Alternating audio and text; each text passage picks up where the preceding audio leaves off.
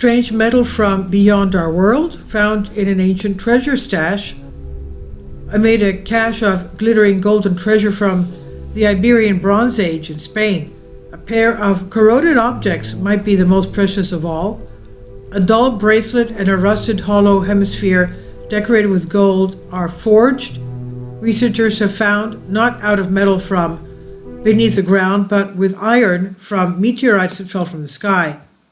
The discovery, led by now retired head of conservation at the National Archaeological Museum of Spain, Salvador Rivera Lorenz, was revealed in a paper published last year and suggests that metalworking technology and techniques were far more advanced than we thought in Iberia more than 3,000 years ago.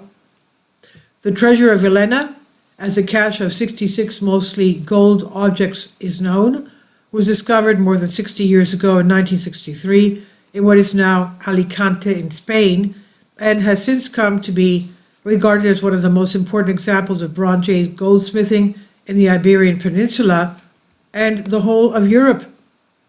However, determining the age of the collection has been somewhat difficult to do thanks to two objects: a small hollow hemisphere thought to be part of a scepter or sword hilt, and a single torque-like bracelet. Both have what archaeologists have described as ferrous appearance, that is, they seem to be made of iron.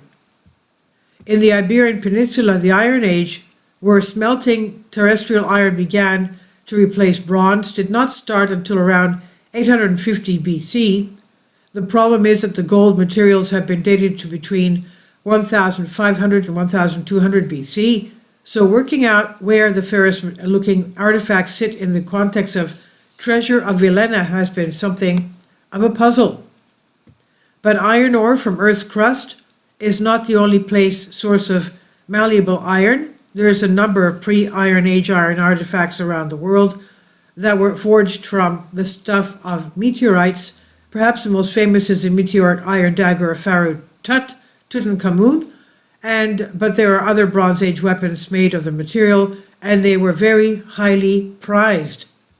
There is a way to tell the difference. The iron from meteorites has much higher nickel content than iron dug out of Earth's ground.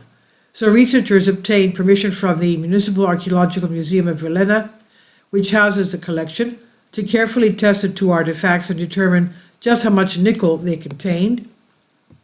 They carefully took samples of both artifacts and subjected the material to mass spectroscopy to determine their composition. In spite of the high degree of corrosion, which alters the elemental makeup of the artifact, the results strongly suggest that both the hemisphere and the bracelet were made from meteoric iron. This neatly solves the dilemma of how the two artifacts align with the rest of the collection. They were made around the same period, dating back to around 1400 to 1200 BC. The available data suggests that the cap and bracelet from the treasure of Villena would currently be the first two pieces attributable to meteoric iron in the Iberian Peninsula, the researchers explained in their paper, which is compatible with the late bronze chronology prior to the beginning of the widespread production of terrestrial iron.